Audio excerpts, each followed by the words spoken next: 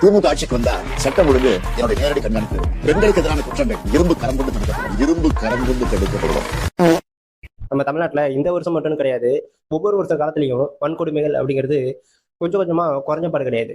ஒவ்வொரு காலத்திலையும் ஒவ்வொரு வருஷத்துலயும் அதிகமாயிட்டு தான் ஒரு பக்கம் இருக்குது. ஒரு பக்கம் கூட்டு பாலியல் வன்கொடுமை, இன்னொரு பக்கம் சாதி ஆணவ படுகொலை, கஞ்சா பதில எல்லா பேருமே ஒரு பக்கம் அடிமையாகி ஒரு பக்கம் வெட்டுறானுங்க, குத்துறானுங்க.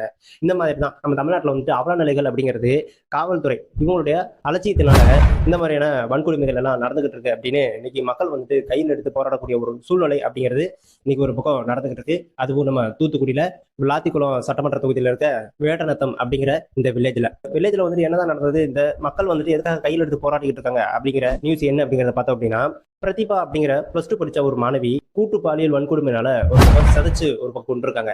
இதுக்கு நீதி கேட்டுதான் ஜஸ்டிஸ் ஃபார் பிரதிபா அப்படிங்கிற ஒரு தலைப்புல எல்லா பேருமே இன்னைக்கு ரோட்ல இறங்கி போராடக்கூடிய ஒரு சூழ்நிலை அப்படிங்கிறது இன்னைக்கு கையில் எடுத்திருக்காங்க.